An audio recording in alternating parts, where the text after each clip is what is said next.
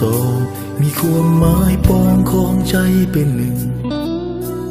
ด้วยความหักสุดซึ้งยืนยันว่าสองไม้ปองเป็นคู่สู่ชีวิตทั้งสองหวังรวมเป็นทองเพ็นเดียวคงอยู่สู่ชีวิตอดสู้จะอยู่ด้วยกันจนวันแก่เฒ่ายินดีที่มีงานวิวาห์เพื่อนมิตรลวงตาต่างเข้ามาทางนั้นมาร่วมใจกันสร้างฝันให้ท่านสุขสมขอให้ท่านทั้งสองจงคงหากันให้ยืนยาวมาขอให้ท่านทั้งสองอย่าแปรผันจนถึงวันแก่เฒ่าลงไปเงินทองเกียรติศักดิ์ศรีหรือใดและนึกสิ่งใดให้สมปรารถนาพังพลาดผิดมาอภัยให้กัน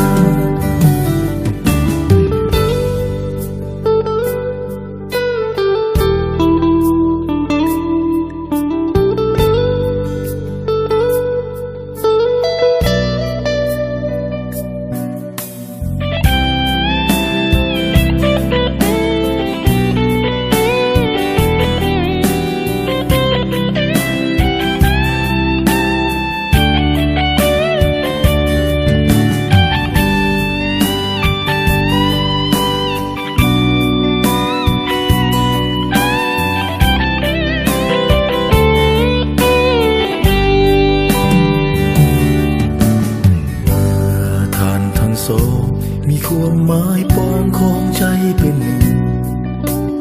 ด้วยความหักสุดซึ้งยืนยันว่าสองไม้ปองเป็นคู่สู่ชีวิตทั้งสองหวังรวมเป็นทองเพ็นเดียวคงอยู่สู่ชีวิตอดสู้จะอยู่ด้วยกันจนวันแก่เฒ่ายินดีที่ในงานวิวาห์เพื่อนมิตรลวงตาต่างเข้ามาทางนั้นมาร่วมใจกันสร้างฝันให้ท่านสุขสมขอให้ท่านทั้งสองจงคงหากันให้ยืนยาวมันขอให้ท่านทั้งสองอย่าแปรผันจนถึงวันแก่เฒ่าลงไปเงินทองเกียรติศักดิ์ศรีหรือใดและนึกสิ่งใดให้สมปรารถนาพังพลาดผิดมาอภัยให้กัน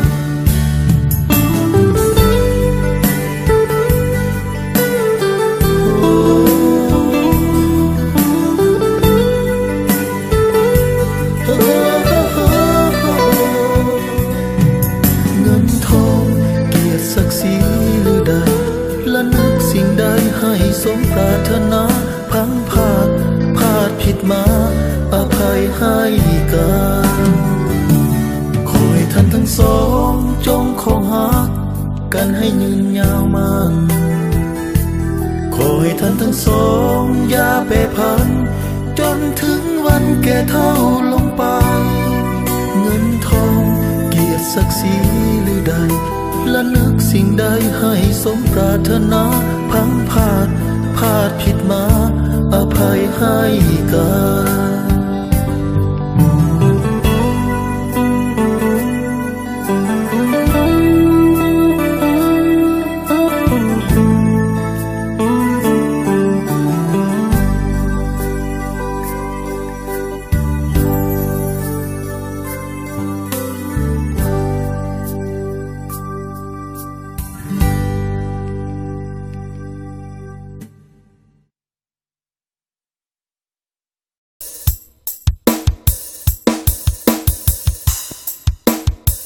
เอากระสันกระฝากเป็นเสียงลำวงบ่าหนึ่งเนาะ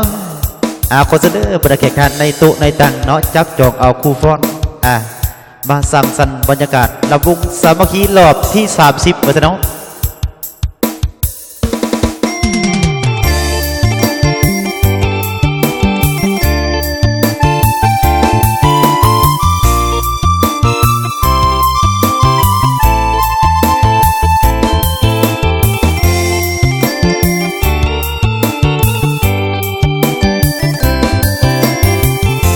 เ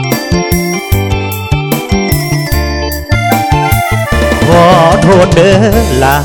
อายนี่นะป้าเมียบ่ได้เถิงแม่นหักเจ้าเพียงใดอายป้าบ่ได้แล้วเมียคนนี้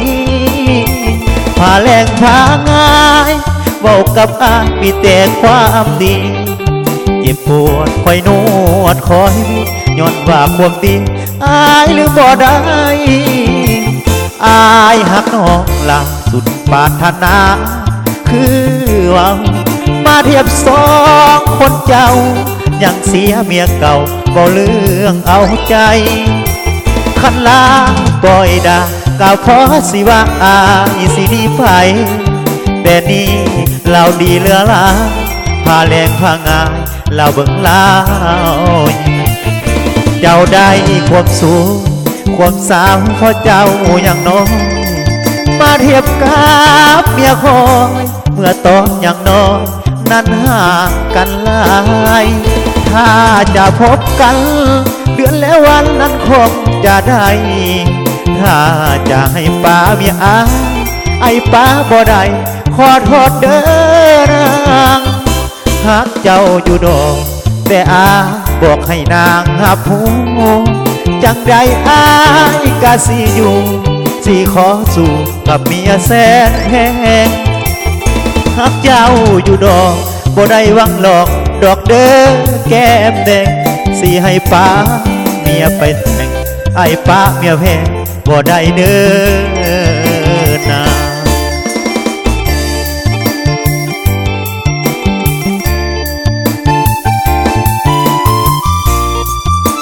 เอาขอบคุณใจเด้อผู้เอวอ่อนๆมือนี่เนาะเป็นเสียงเพลงทั้งที่มันตีเขาได้เข้าสนองตามคำขอ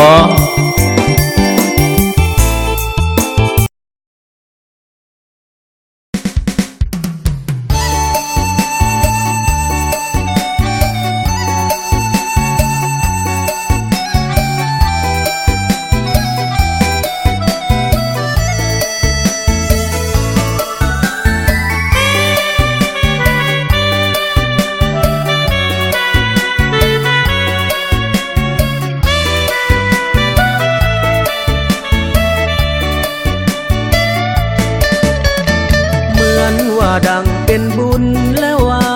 สนาที่ช่วยนำซักพาถึงเมืองปากเซพบน้องนางนารีงามแท้มีเสน่ห์ดังจิตใจน้ำเสและดวงดอกไม้พบกุหลาบกลิ่นหอมของเมืองปากเซอายเฝ้าหลงทุ่มเทฮักจนหมดใจน้องเจ้าจงสงสารหอบฮักบ้านมาให้จะถนอมขวัญใจบ่ให้เปลี่ยนสีขอวอนฟ้าหยาดฝนสุ่มสำเนยเพื่อวัดสองดวงใจได้ซื่นสุขีลาเปิดสวยเบ่งบานในอุทยานของชีวีเจ้าเป็นกุลสตรีที่งามวิไล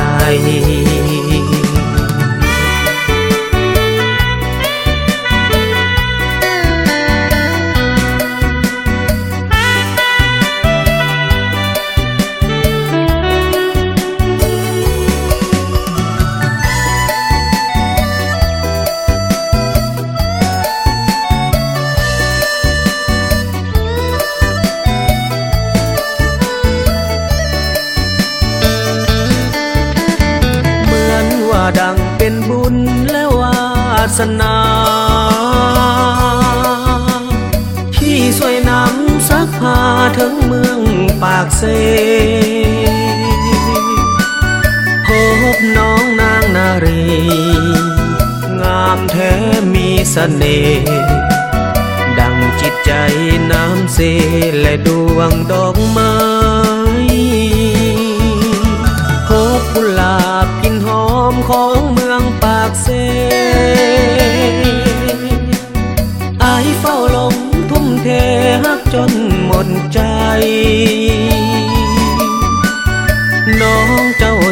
สงสา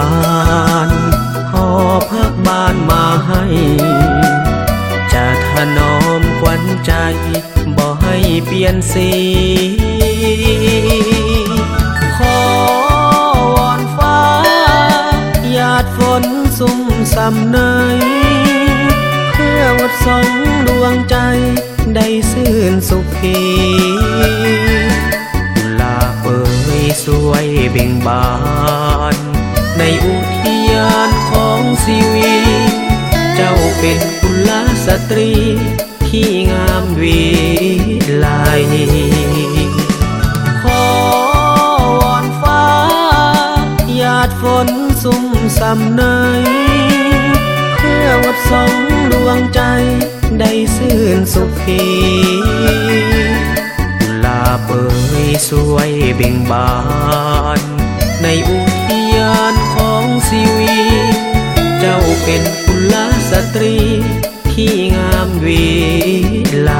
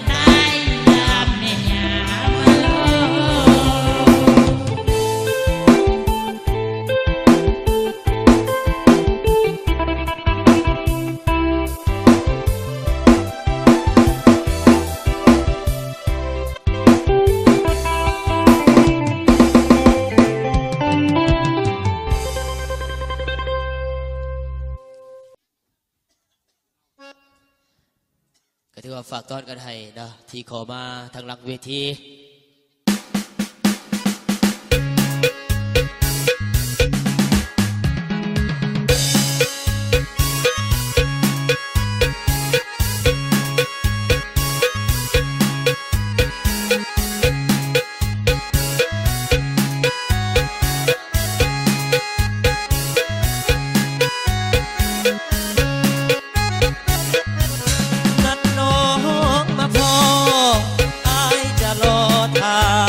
สายฝนผู้บ่าวคนจนห่วงสาวหน้ามนต์ใจดาว่าสิไปหาสัญญากับแม่งามงามสุดแสนละกำคิดนำน้องลาคำแพงตาเวลข้ามลง8 โมงน้องสิมาบอกเห็น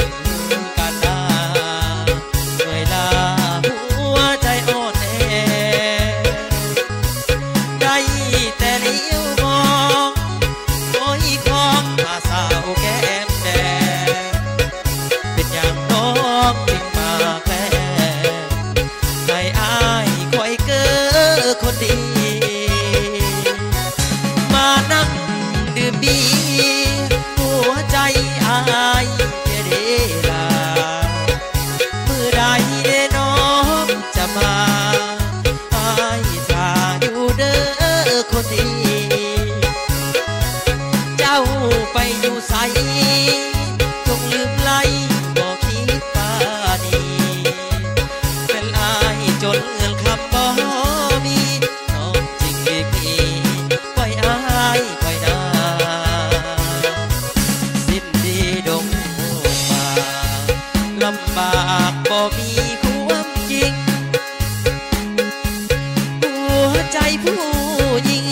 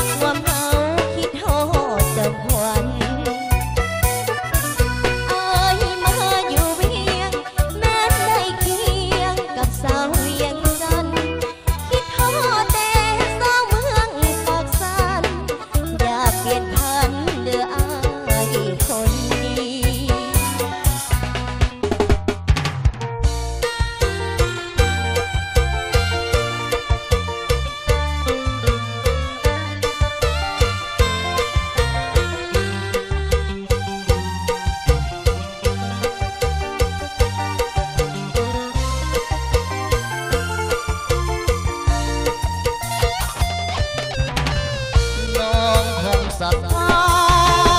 หัวใจหากน้องได้ไปบ่ได้อยู่บ่เสือเมื่อน้องบ่เห็นจำเป็นต้องบอกให้พูดเพราะอายเคยอยู่มานานแสนนานอยากให้นวลน้องได้เห็นคงบ่ไว้เว้นยามจากลาธรรมชาติแสนซื่นสดใสมีไหลแดนดินบ้านป่าเพิ่นพัฒนาไปแล้วควันใจ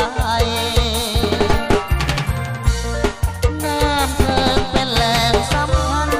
น้ำสั่นเหมือนเลือดมาซาแดนแห่งมาลากุหลาบแสนงามพระบาทโพนสารศักดิ์สิทธิ์เนรมิตยังมีวัดดานโอ้น้องสามมานสถานที่เที่ยวโซถ้าหากวันน้องได้ไปโมนี้คำใสแห่งเมืองปากสันอย่าลืมเมืองน้ำสองสีน้ำใจแสนดีต่อกันบ่าวเมืองปากสัน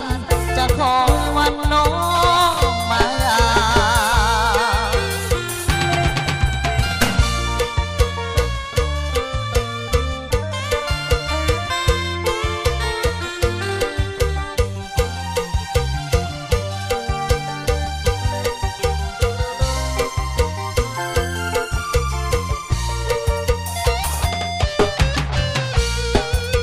ำเพิงเป็นแหล่งสำคัญ